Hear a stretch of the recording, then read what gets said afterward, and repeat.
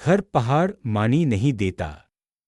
इस कहानी में आप सीखेंगे कि असली कीमती चीजें सबके पास नहीं होती और उनकी तलाश में जाना भी कितना जरूरी है।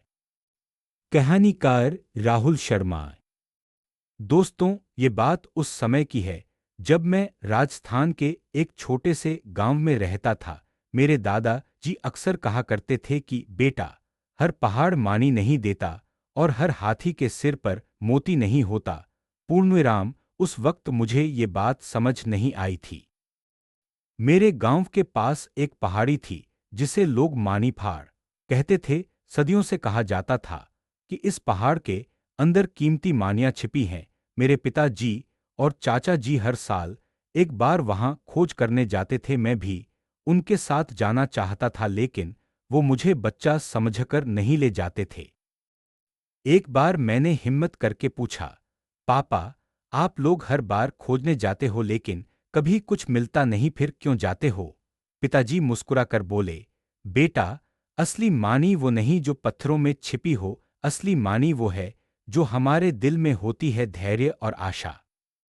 कुछ साल बाद जब मैं बड़ा हुआ तो मुझे समझ आया कि हमारे गांव में एक हाथी था जिसे सब गजराज कहते थे।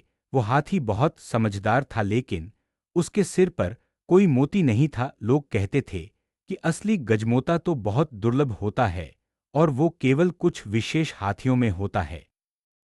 हमारे गांव के पास एक जंगल था जिसमें चंदन के पेड़ होने की बातें प्रचलित थीं। मेरे एक मित्र नेकीराम को यकीन था कि वहां जरूर चंदन के पेड़ होंगे। हम दोनों मिलकर खोज करने निकल पड़े। दिन भटकने के बाद हमें वहां केवल साधारण पेड़ ही मिले। थक हार कर वापस लौटते समय नेकीराम ने कहा, दोस्त, समझ आ गया कि हर जंगल में चंदन नहीं होता। एक बार की बात है, हमारे गांव में एक संत पधारे। उनके आने की खबर सुनते ही सारा गांव उनके दर्शन के लिए उमड़ पड़ा। मैंने भी अपने दादाजी के साथ उनसे मिलने गया। संत जी ने बड़े प्यार से सबको आशीर्वाद दिया और कुछ सरल उपदेश दिए। जब वो विदा हो रहे थे तब मैंने उनसे पूछा, महाराज, आपके जैसे संत तो सदा हर जगह नहीं मिलते। वो मुस्कुराए और बोले, बेटा, सच्चे संत वो नहीं जो केवल कपड़ों से पहचाने जाए। सच्चा संत तो वो है जो दूसरों की भलाई करे। तुम्हारे दादाजी भी तो एक सच्चे संत हैं जो अपना सब कुछ गांव के लोगों के लिए समर्पित कर देते हैं।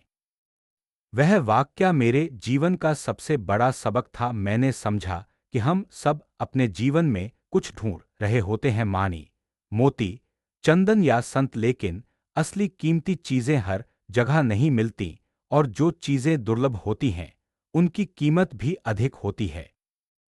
आज जब मैं वापस सोचता हूं तो समझ आता है कि दादाजी के शब्दों में कितनी गहरी बात थी। हर पहाड़ मानी नहीं देता, हर हाथी के सिर पर मोती नहीं होता, हर जंगल में चंदन नहीं होता और हर जगह सच्चे संत नहीं मिलते, लेकिन जो मिलते हैं वो हमारे जीवन को खास बना देते हैं।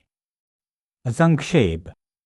दोस्तों, ये कहानी हमें सिखाती है कि दुनिया में असली कीमती चीजें बहुत कम होती हैं। इसलिए हमें समझदारी से पहचानना सीखना चाहिए। जो चीजें दुर्लभ होती हैं उनकी वैल्यू भी अधिक होती है। हमें हर जगह परफेक्शन ढूंढने की बजाय जो मिला है उसकी कद्र करनी चाहिए, क्योंकि असल मानी तो हमारे अंदर होता है। हमारा अच्छा स्वभाव, मेहनत और दूसरों की भलाई करने की भावना।